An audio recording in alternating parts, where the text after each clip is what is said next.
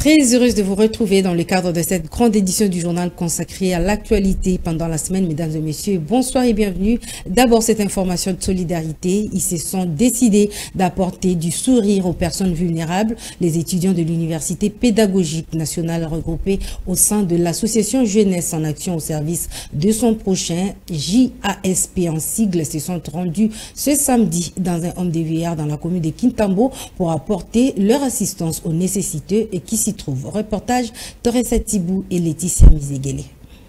Sacs de riz, cartons de savon, huile végétale et autres. Voilà de quoi était fait la givessière des jeunes étudiants de la JASP dans ces homes de vieillards situés dans la commune de Kintambo. L'intention ici, c'est rien d'autre que redonner du sourire aux personnes vulnérables qui sont visiblement touchées par cette action philanthropique qui tombe à point nommé. Ce geste est une première loin d'être la dernière, explique un membre de la jeunesse en action au service de son prochain. Je dirais que pour que nous puissions parvenir à des initiatives encore plus grandes que celle-ci d'aujourd'hui, nous faisons appel à nos autorités politiques, nos autorités du pays, de nous venir en aide de manière à ce que nous ne puissions pas arrêter cette manifestation aujourd'hui. Pour lier l'utile à l'agréable, un repas a été servi pour partager un moment d'allégresse avec ses nécessiteux. De ce qui précède, il faut dire que la jeunesse en action au service de son prochain veut, à travers ses actions, redonner du sourire à tous ceux qui en manquent. Débutons à présent la page rétrospective par le séjour du président de la République à Pékin en Chine dans le cadre d'une visite de travail sur invitation de Xi Jinping, le président chinois. Les deux chefs d'État ont abordé plusieurs questions liées au développement. Alain Goma nous renseigne dans cet élément.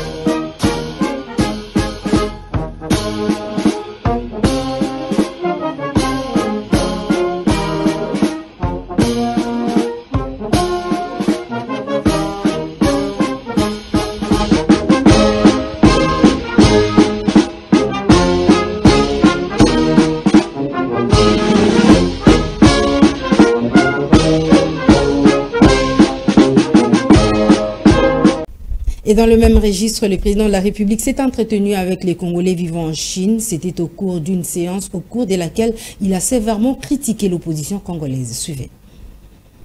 Elle a dénoncé la CENI, elle a dénoncé la Cour constitutionnelle. Mais finalement, ces mêmes opposants ont rejoint quand même le processus. Ça me rappelle un peu 2018, lorsque les mêmes là étaient en train de dire on ne veut pas de la machine à voter, puis à une semaine des élections, on accepte la machine à voter. C'est la même chose. On dénonce, mais le lendemain, on va s'enrôler et on prend la carte. On ne sait pas ce qu'on veut. Et ça rejoint exactement les mêmes velléités de cet horrible voisin qui veut déstabiliser la République démocratique du Congo à l'Est et maintenant amener le foyer de tension au cœur de Kinshasa, tout en comptant aussi sur une ébullition du côté du Katanga. Nous sommes au courant de tout ça, ne vous en faites pas. Et nous allons nous défendre bec et ongle. Ce dont je suis sûr, c'est que nous ne perdrons pas cette bataille. Les élections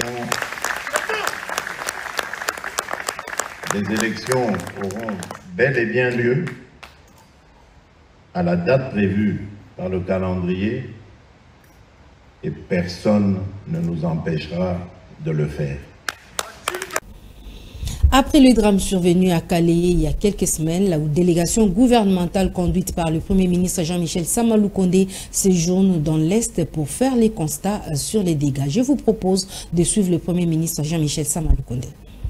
Nous avons connu dans la zone un sinistre, au-delà déjà de cette situation d'insécurité que nous vivons ici dans les provinces du Nord Kivu et du Kouri, et même un peu du Sud Kivu. Et donc cette situation de sinistre que nous avons connue à Calais avait sollicité du gouvernement que nous puissions déjà avoir une première mission humanitaire et d'évaluation. Aujourd'hui, on se rend compte que nous avons connu 500 morts, avec plus de 5000 déplacés.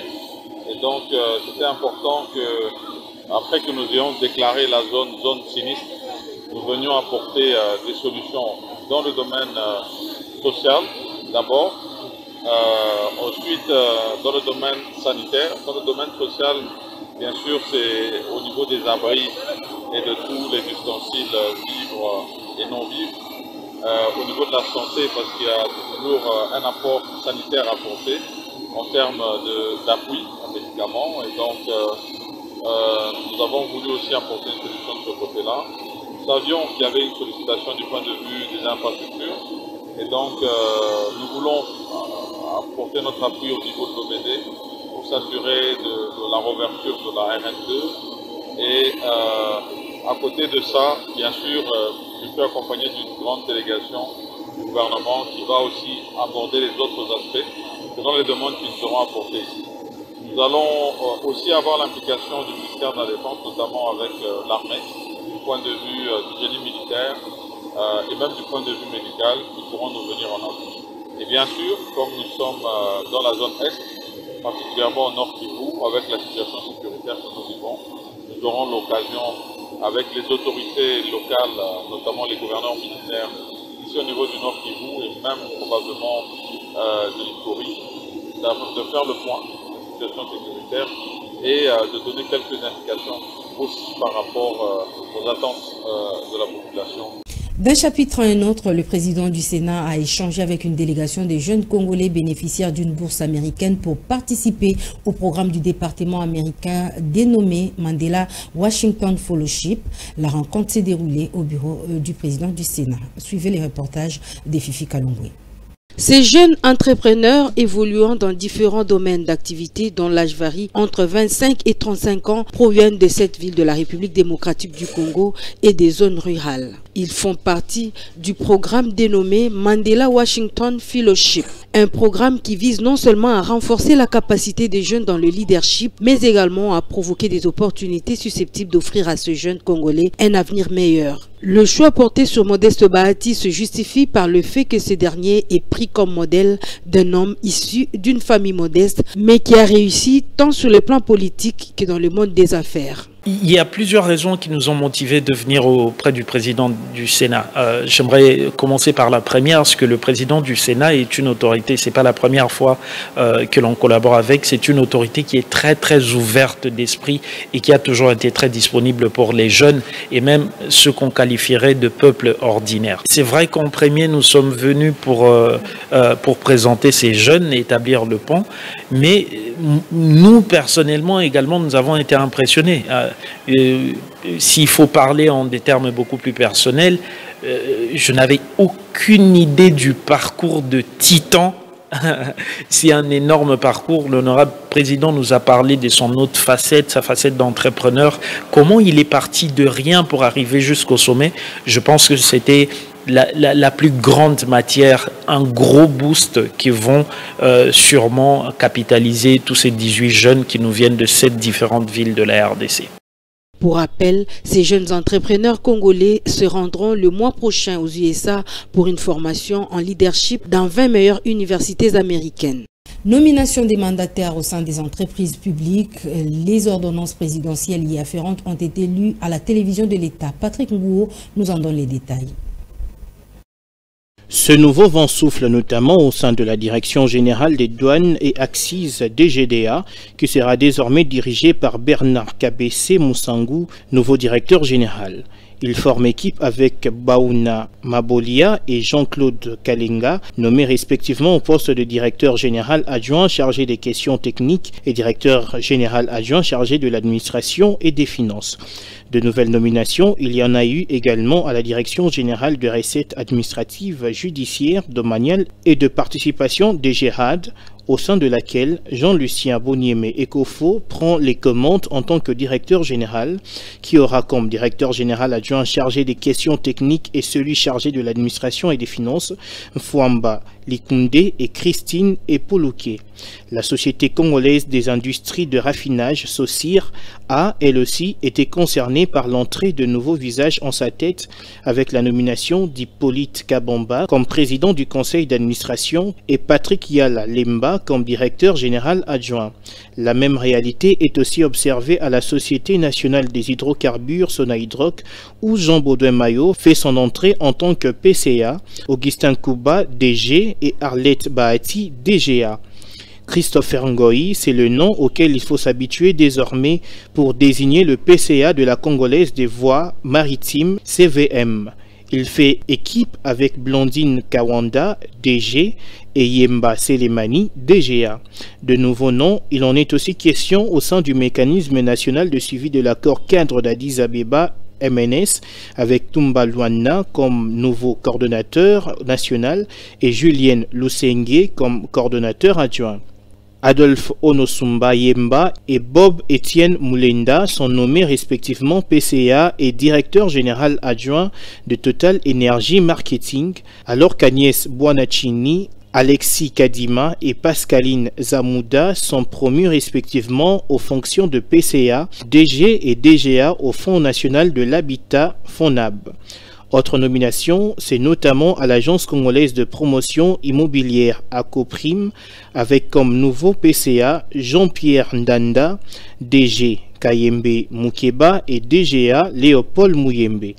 Félix Tshisekedi a aussi opéré le changement à la tête de l'Agence pour la promotion et le développement du projet Grand Inga ADEPI RDC. Là, il a promis au poste de directeur général Mabiala Mvumbi, directeur général adjoint en charge des questions techniques Gabin Kalambaï et directeur général adjoint en charge de l'administration et de finances Fabrice Mabiang. Dans l'actualité, il y a également la sortie médiatique du vice-premier ministre et ministre en charge de l'Intérieur, Peter Kazadi, qui a sévèrement condamné l'insécurité dans le Grand Bandundu causée par certains leaders politiques. On l'écoute. Qui est toxique des populations, qui les incite à massacrer les autres, croyant ainsi fragiliser les institutions de l'État et saboter l'autorité de l'État. Ces hommes politiques se répètent dans certains partis politiques qui siègent au Parlement. Autre point des murs de l'actualité, c'est la présentation du rapport d'audit externe du fichier électoral par les experts désignés par la centrale électorale. Je vous propose de suivre quelques détails dans cet élément. La commission chargée de l'audit externe du fichier électoral a présenté son rapport en 2 points. Le premier état a été consacré à la présentation du dit rapport par Madame Elisabeth Taylor, présidente de la commission mixte, qui a commencé par présenter son équipe, les termes de référence de la mission d'audit et les méthodes utilisées pour arriver à faire ce rapport après audit. En gros, la mission devait déterminer si la CENI a organisé l'opération d'identification et enrôlement des électeurs conformément aux lois qui régissent la question, comparer les données des électeurs, des statistiques de la population, mais aussi de vérifier la fiabilité des données recueillies auprès des électeurs. La commission a également analysé les recommandations de la commission passée. Il s'agit de l'OIF pour savoir si la centrale électorale les a appliquées ou pas. S'agissant du deuxième aspect qui est l'aspect légal, compte tenu du contexte, la mission a demandé à la CENI de continuer la procédure en donnant les données à l'ONIP, l'amélioration de la communication, le renforcement de la confiance du public dans les processus électoraux. Il convient de signaler que ce même jour, le bureau de la CENI a déposé l'avant-projet de la proposition de loi sur la répartition des sièges au gouvernement. Autre fait marquant la semaine finissante, c'est la présentation de la deuxième vague des inciviques par le général Carl Lewis, commandant du district de la Funa au sein de la police nationale congolaise. Il a présenté ces groupes de malfrats à la presse. Détail avec Fifi Kalumbwe. Les oreilles ne dépassent jamais la tête, dit-on. Si ces inciviques pouvaient au moins comprendre cette maxime du fable de La Fontaine, ils auraient compris que nul n'est au-dessus de la loi. Surtout avec l'implication personnelle du général Carl Lewis Kinzumba, commandant du commissariat de la Funa, qui tient mordicus à terre définitivement les phénomènes Kuluna dans son secteur opérationnel. Ah papa, ce qu'on quitté, mon collaborateur dans la police, d'abord les parents, nous devons tirer les oreilles de nos enfants, nous devons éduquer nos enfants avant que l'État congolais éduque d'abord les enfants. Les parents responsables des enfants, il faut pas bien d'abord na mato parce que mingi bazana ko tambola ba yupe ba camarade ba ngope mingi lelo bazali ne sika ya ibo ba bombi bango ko bomba. Plus ils opèrent, plus la police multiplie des stratégies pour les arrêter. En tout cas, ces inciviques, auteurs de plusieurs incidents présentés au commissaire urbain adjoint de la Funa, sont donc appelés à répondre à leurs actes. Ceux qui ont bango pe bazana linganga toko kanga bango toko présenter ba feo biso to constituer na charge na bango toko tinda liboso na ministère public. Ba ta bongo tango toko tinda ba konzi na biso vraiment to se pelaka mingi ne saleli surtout la communication pe la collaboration ya parquet na biso. À la population, le général Carl Lewis Kinzumba demande une collaboration franche pour qu'ensemble, main dans la main, elles parviennent à stopper ces phénomènes qui ôtent la quiétude aux paisibles citoyens. Le patron de la police du commissariat urbain de la Funa promet de ne ménager aucun effort pour mettre la main à quiconque persisterait dans les banditismes. Restons dans les districts de la Funa où le phénomène Kuluna est un leitmotiv pour les commissaires urbains de ce district, le général Kinzumba Carl Lewis, qui a également présenté un autre groupe de malfrats à la presse. Suivez. Kombo naye kombo nonani loba makasi venke ekiri na onini bakatase bozala kamini wapi. Cette fois-ci, ils ont été pris la main dans les sacs après avoir tenté de s'éclipser comme ils en ont l'habitude. Mais hélas, avec les stratégies mises en place par les éléments du général Carl Lewis Kinzumba, c'était vraiment impossible.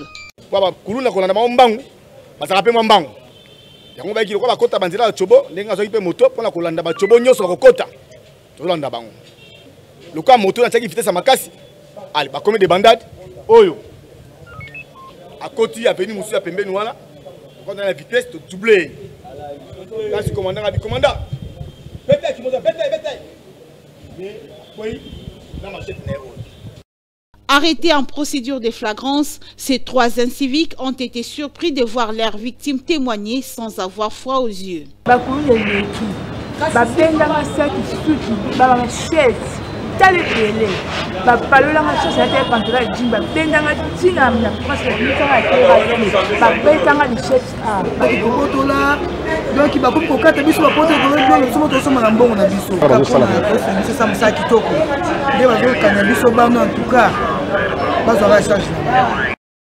Le commissaire divisionnaire du commissariat urbain de la Funa confirme que ces malfrats leur trouveront toujours sur leur chemin tant qu'ils continueront à opérer. Nous allons travailler jour et nuit. La police travaille. Population, Botala, la police est Kangi, ma côté, Musala. Toutefois, sachez que les commissariats urbains de la Funa est prêt à répondre à toute répression des bandits grâce au professionnalisme de ces éléments assidus. C'est là pour instaurer la paix durable dans cette partie de la capitale. Quittons le district de Funa pour le district de Moamba, précisément à la place Rond-Point Ngaba, où le bourgmestre de Ngaba, Lemba et Makala se sont décidés de lancer l'opération Rond-Point Ngaba Bopeto. Je vous propose les détails dans ce reportage de Fifi Kalumbwe et Enoch Mafuka.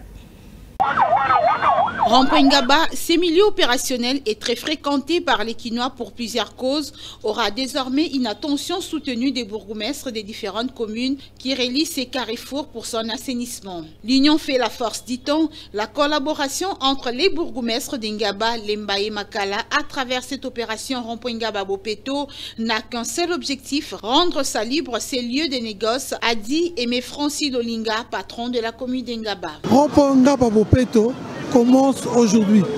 Ça veut dire qu'on va mettre une équipe de 3 communes qui vont travailler pour l'assainissement de Rond-Point Ngaba. Ils vont travailler jour et nuit pour que Rond-Point Ngaba, avec l'aide de Kobil, on va travailler ensemble pour mettre Rond-Point Ngaba dans des conditions pour que les gens vivent correctement. Il y a eu beaucoup de plaintes, on a entendu le message, on agit. Cette belle initiative prise par ces 3 dirigeants communaux aura des très belles répercussions car toutes les stratégies sont mises en place pour que ces coins reflètent une très bonne image, soutient le bourgmestre de la commune de Lemba.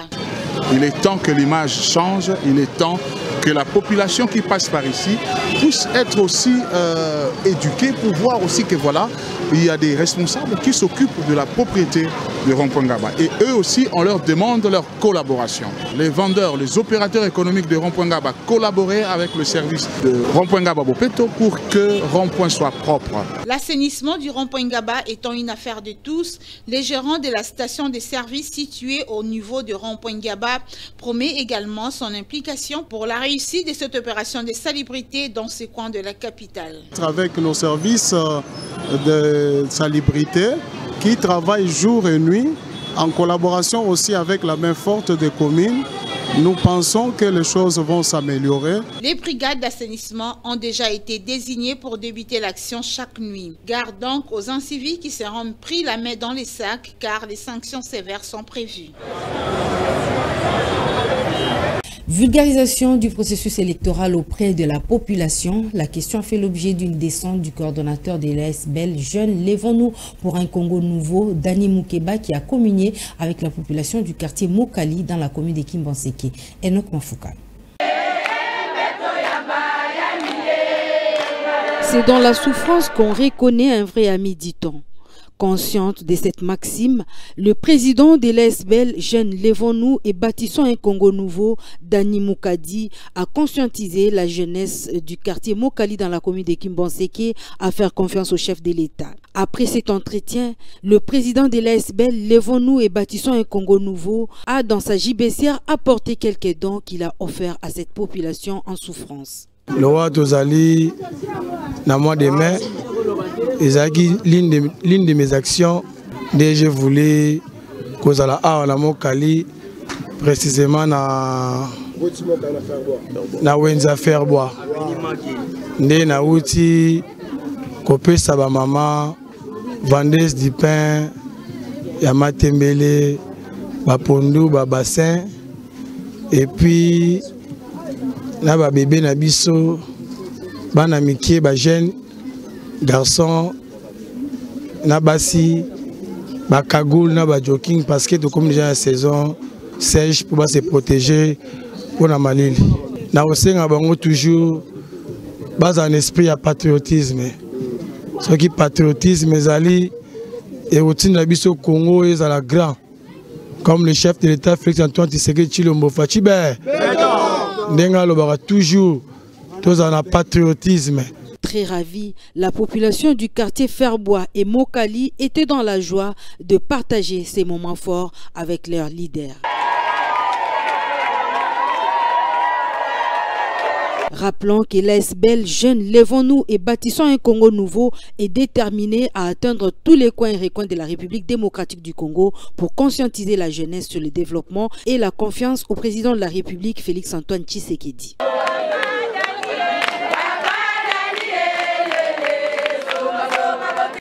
Et puis dans le cadre de la commémoration du 25e anniversaire d'existence du collège Père Damien, les anciens élèves de cet établissement scolaire ont organisé une conférence débat placée sous le thème « Le choc des générations ». Fifi Kalumboye et Torres Atibou. Comment régler la problématique du choc des générations, source des conflits entre les jeunes et vieux?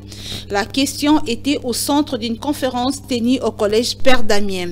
Entre ces deux générations, les violents ne semblent pas s'accorder, notamment sur les questions liées à la gestion des entreprises, le poste ministériel de l'État, etc. Les débats sur les sujets a préoccupé au plus haut point les anciens élèves du collège Père Damien qui ont saisi l'occasion de la commémoration du 25e anniversaire de cet établissement scolaire pour réfléchir sur les causes et conséquences du choc des générations à travers une conférence débat. Après la présentation des différents intervenants, les anciens élèves du collège Père Damien, dont Modeste Kayembe, Léonard Mouepou, Yves Foukou et Maître Baudouin Sikou, ont tour à tour présenté leur exposé des motifs qui s'en est suivi de jeux de questions-réponses. L'organisation de cette conférence a constitué un motif de satisfaction pour les participants. Je suis content de voir les anciens du collège Père Damien venir nous faire cette démonstration de leur exposé sur le conflit. Le vieux, ils ne veulent pas céder la place. Ils disent qu'ils ont des compétences, n'est-ce pas? Ils disent que nous n'en avons pas. Mais moi, je trouve que c'est à eux de nous donner la compétence parce que c'est eux qui nous montrent les chemins.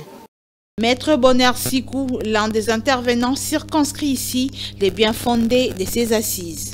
Présence Nabiso na ezaki pour assurer bango pour encourager bango na année jubilaire au toza na collège 25 ans, ce n'est pas facile. Alors nous qui sommes de fruits de ces entrailles, tolinge yango to yaki liboso baleki na biso pour encourager bango to ebisa bango ke okokoma mutu soki otangi malamu. Les deux générations doivent s'attendre. Alors les jeunes doivent d'abord arrêter l'orgueil, accepter d'apprendre chez les aînés, et les aînés aussi doivent changer les narratifs, doivent comprendre que travailler avec les jeunes, c'est assurer la relève. La conférence s'est clôturée par la réception de ces anciens élèves du collège Père Damien au chef d'établissement de cet alma mater.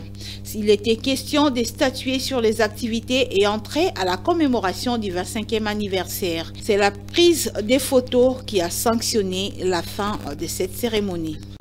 Moïse Katumbi a été empêché d'accéder dans la province du Congo central pour organiser une activité au cours de laquelle il allait installer les organes de son parti Ensemble pour la République. Ce fait a suscité beaucoup de réactions au sein de son parti. L'interfédéral de la FUNA, Ensemble pour la République, Christian Mayassi, donne sa version de compréhension. Nous avons fortement regretté parce que la population du Congo central a attendu Moïse Katumbi avec impatience. Nous avons vu une fois de plus que ce régime est un régime de terreur qui veut nous imposer une dictature. Donc l'article 30 de notre Constitution dit clairement que tout Congolais peut circuler librement dans le pays, dans le territoire national. Moïse Katumbi est un citoyen congolais. Sans raison valable, il a été empêché d'effectuer sa tournée dans le Congo central. Donc c'est une fois de plus une décision que nous condamnons. Et nous prenons à témoin, la communauté tant nationale qu'internationale, que nous sommes face à un régime qui veut réprimer, oppresser et surtout museler notre opposition. Donc ce sont des actes que nous, Ensemble pour la République, condamnons fermement et nous disons que Moïse Katumbi doit se rendre dans le Congo central parce qu'il est congolais, parce que le Congo central c'est le Congo et Moïse Katumbi a le droit d'aller rencontrer ses frères et sœurs du Congo central. Nous serons devant la CENI demain. Afin de réclamer d'abord la récomposition de la CENI et toutes les autres choses que nous avons dû évoquer par le passé. Et donc nous ne pouvons aller aux élections sérieuses qu'avec une CENI sérieuse, avec toutes les conditions pour de bonnes élections. Mais là, nous assistons depuis plusieurs mois à une CENI qui est au service d'un camp politique et c'est ce que nous dénonçons. Matata Ponyo également n'a pas tenu son meeting à Kenge dans le Kwango comme prévu le vendredi dernier. La porte de la salle où il devrait tenir cette activité a été scellée sur instruction des autorités qui évoquent les problèmes d'ordre sécuritaire. L'opposant congolais crie à la dictature. On l'écoute également. C'est la preuve d'une dictature dans laquelle nous vivons aujourd'hui. On nous a refusé de pouvoir être reçus par la population et on nous a refusé d'avoir un meeting dans une salle de la ville et encore une fois on vient de nous refuser d'avoir un meeting dans une salle d'une paroisse. Et donc la dictature aujourd'hui elle a étendu son territoire jusque dans les églises. Et donc même les réunions au sein de salles se trouvant dans les concessions religieuses sont frappées par une dictature inimaginable. Et donc c'est inacceptable et nous ne sommes pas d'accord avec ce type de dictature. Bon, écoutez, les étudiants, les sympathisants, les membres sont prêts à pouvoir braver la police. Mais nous ne pouvons pas accepter de laisser la police profiter de cet incident pour blesser les gens. Mais nous trouvons que c'est inacceptable que la police puisse investir les lieux de la diocèse et pour y opérer sans état d'âme. Bon, écoutez, mais vous le savez, le gouverneur dit que c'est une instruction qu'il a reçue du vice-premier ministre, M. Peter Kazadi. Voilà. Bon, écoutez, nous ne pouvons pas, les portes de la salle sont fermées, mais nous n'allons pas prêcher, même si je vois que les sympathisants sont nombreux, mais nous n'allons pas faire, disons, la séance académique de leadership sous les arbres. Je ne pense pas, et donc, mais nous sommes vraiment désolés qu'on puisse priver la jeunesse de Kenge, des capacités en leadership, des capacités en gouvernance, tout simplement parce qu'on veut le maintenir dans cette dictature ou dans l'ignorance. C'est dommage et c'est inacceptable. Vous le savez également que pendant la semaine, le député provincial Mike Moukebaï a été transféré au CPRK où il est détenu et poursuivi pour incitation à la haine tribale et propagation des faux bruits. Et tous les détails, c'est dans ces commentaires. D'abord arrêté lors de la marche de samedi, appréhendé à son domicile dimanche et conduit au casier judiciaire avant d'être jugé en flagrance le lundi à la cour d'appel de Kinshasa-Gombe qu'il a envoyé passer sa première nuit à la prison centrale de Makala. C'est de sale temps pour Mike Moukebaï. Dans les locaux de la prison, le député provincial élu de Lingwala attend l'interprétation de la Cour constitutionnelle qui a été saisie pour l'exception d'inconstitutionnalité soulevée par la défense lors du procès. Déjà, Mike Moukebaï crie à un procès politique. Il s'agit d'un procès politique contre un opposant qu'on veut faire taire dans ce pays.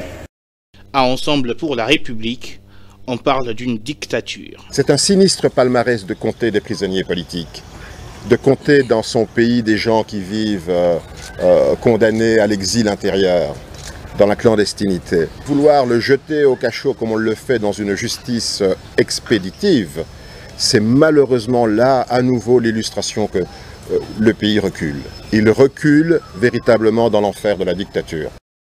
Le péché de Mike Moukebaï, c'est d'avoir tenu des propos à caractère tribal lors de son passage à l'émission Libre Débat de la chaîne de télévision CML 13, ce qui lui a valu, outre le feuilleton judiciaire, une exclusion de 90 jours sur les médias par le CESAC qui a aussi suspendu cette chaîne. Daniel Safou, frappé par les mêmes mesures de l'organe régulateur des médias, mais aussi recherché par la justice, est en fuite selon les sources judiciaires.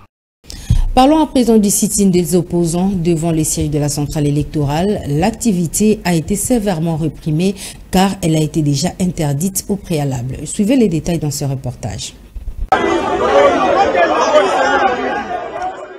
Débutée par des scènes de liesse autour des pneus brûlés, cette manifestation de l'opposition a accouché d'une souris. Bien qu'interdit de manifester, les 4 leaders de l'opposition, dont Matata Pogno, Martin Fayoulou, Moïse Katumbi et Délice Sanga, ont galvanisé leurs sympathisants qui se sont retrouvés aux abords du boulevard du 30 juin pour se rendre au siège de la centrale électorale où le sit-in a été projeté sans l'accord de l'autorité urbaine. D'un cran, l'objectif a rencontré une entrave impossible d'être échappé suite aux barricades policières bien nourries. Martin Fayoulou a tenté de dissuader les services de sécurité, mais en vain. Il y a nos militants qui sont là, on les empêche, mais ils sont là, nous sommes là.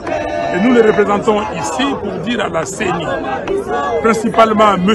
Kadima et à toute son équipe, que nous n'accepterons pas une nouvelle fraude électorale.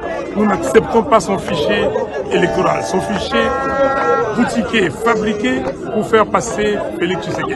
Donc nous sommes là pour ça et nous continuons à résister et nous résisterons. Essayant de mettre un peu d'eau dans le vin, la police a proposé à ses opposants de constituer un groupe de 10 afin de présenter leurs desiderata. Demande rejetée et la police a corsé le dispositif sécuritaire. Ses opposants n'avaient plus d'autre choix que de rebourser chemin. Ainsi se referme cette grande édition du journal consacrée essentiellement à la rétrospective de la semaine. Mesdames et messieurs, merci de l'avoir suivi. Bon week-end et excellente suite des programmes sur la FM Télévision.